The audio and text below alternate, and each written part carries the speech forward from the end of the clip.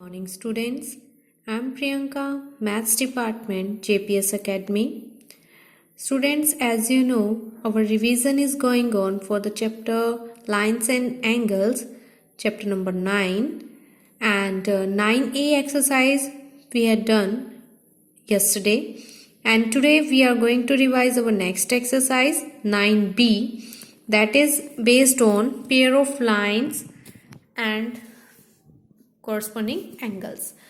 So firstly I will just explain you the basic concepts that are going to be used in the exercise, and then I will just give you the detail how to do those questions.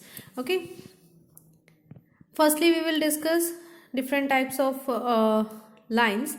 Pair of lines, two types like intersecting lines and parallel lines. सबसे पहले बात करते हैं intersecting lines कौन सी होती हैं। जैसे हमने कल देखा था, क्वेश्चंस किए थे, उसमें जो अब अगर कोई लाइन ऐसे क्रॉस कर जाए, किसी पॉइंट पे इंटरसेक्ट कर जाए, यानी कि कट करे, है ना, एक सेम कॉमन पॉइंट से क्रॉस हो जाए, तो उन्हें बोलते हैं intersecting lines. Parallel lines are those lines which will never meet at any point. Okay, so their gap between them should be equal. Okay,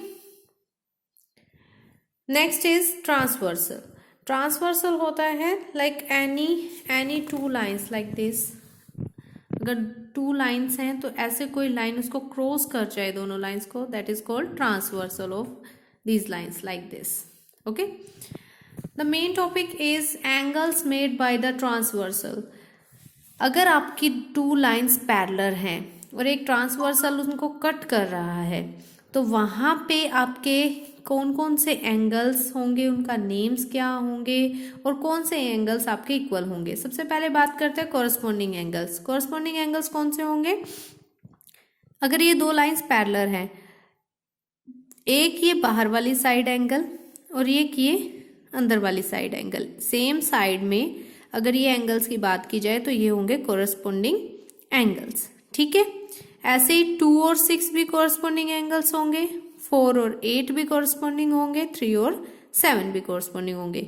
and if the lines are parallel then these angles are equal always. Okay, next is alternate interior angles. Alternate मतलब एक दूसरे के opposite होना चाहिए, है ना। Interior मतलब अंदर वाली साइड। तो ये जो लाइंस हैं इनके दोनों अंदर वाली साइड की बात करनी है, बट एक इस डायरेक्शन में हो और एक इस डायरेक्शन में। तो अगर 2 और 8 की बात करें तो ये अल्टरनेट इंटीरियर एंगल हैं, ये भी आपके इक्वल होंगे। ऐसे ही 3 और 5 भी आपके इक्वल आएंगे। ठीक है, ऐसे ही एक्सटीरियर की बात करें तो 1 और 7, 4 और 6। कंसेक्यूटिव इंटीरियर एंगल्स हैं ये। ठीक है, दोनों अंदर वाली साइड सेम साइड में, इनका सम क्या होगा? 180. These are supplementary to each other. On the basis of that there are so many questions. 9 questions are there for 9B exercise. यहाँ पे वही सेम फिगर है, आपको एक एंगल दिया हुआ है, angle number 1 is 110. We have to find the other angles. जितने भी एंगल्स हैं वो फाइंड करने हैं। तो इसके लिए हम क्या करेंगे, देखो ये एंगल 110 है, तो अभी बात की कॉरस्पॉन्डिंग एंगल ये भी 110 होगा। अब बात करते हैं, पहले एंगल 2 निकाल लेते हैं। ये टोटल 180 है, तो यहाँ से आपका 2 की वैल्यू आ जाएगी 70। तो कॉरस्पॉन्डिंग एंगल्स का यूज करके आप बाकी सारे एंगल्स ऐसे लिख सकते हो। वर्टिकली अपोजिट लिखो, कॉरस्पॉन्डिंग एंगल्स लिखो। देखो यहाँ पे ये दोनों एंगल्स वर्टिकली अपोजिट हैं, 2 और 4 वर्टिकली अपोजिट हैं। So like this you have to do first 2 question. Second वाले क्वेश्चन में आपका रेशियो दिया है दो एंगल्स का, तो आप पहले उनको लेट करेंगे like 3x and 7x। Then their sum is 180 because of linear pair. ये देखो 1 और 2 आपका इधर एक स्ट्रेट लाइन पे है, तो इनका सम 180 होना चाहिए। From this you can find it out the value of x, then angle 1 and angle 2। The remaining portion is same for both these question. ठीक है, नेक्स्ट आपके पास है these questions. इसमें भी आपका सेम कंसेप्ट जाएगा। These are the parallel lines and you can check it out the corresponding angles. These figures are almost same. यहाँ पे भी आपको ये एंगल्स फाइंड आउट करने हैं। ये 65 है तो ऑब्वियस है ये भी 65 होगा। पैरेलल लाइंस का कंसेप्ट अगर आप यूज करते हो तो इन दोनों एंगल्स का सम क्या होना चाहिए 180 because of consecutive interior angles. तो आप यहां से बाकी वैल्यूज फाइंड आउट कर सकते हैं। 7th क्वेश्चन में देखो आपके पास ये फिगर गिवन है, आपके पास एंगल्स 2 एंगल्स गिवन है, ये 75 है तो ये भी क्या होगा 75 because of vertically opposite angle. ठीक है, तो ऐसे ही आपको चेक करना है कहाँ पे कौन सा अप्लाई हो रहा है, लाइक कंसेक्यूटिव कहाँ पे है, कोरस्पॉन्डिंग एंगल्स कहाँ है, वर्टिकली अपोजिट एंगल कहाँ है। हमारा मोटिव है एंगल्स की वैल्यू फाइंड करना। ठीक है, तो इसमें कोई जरूरी नहीं है कि आप उसी तरह से करो जैसे आपको एक मेथड है, ऐसा जरूरी नहीं है, आप किसी भी तरह से फाइंड कर सकते हैं, but the method should be correct. Okay, ये डी आपका 75 हो जाएगा because of vertically opposite angle and this one you can find out by the linear pair, है ना। ये पूरा 180 है तो यहाँ से 180 में से 120 माइनस करोगे 60 आ जाएगा। मोस्ट ऑफ द टाइम्स आपको लीनियर पेयर का यूज करना आना चाहिए क्योंकि बाकी एंगल्स उसी से ही आपके फिगर्स में निकल रहे हैं मोस्ट ऑफ द क्वेश्चंस में। ठीक है, तो आपको पता होना चाहिए जहां पे स्ट्रेट लाइन है वहां पे टोटल एंगल 180 बनेगा ही बनेगा।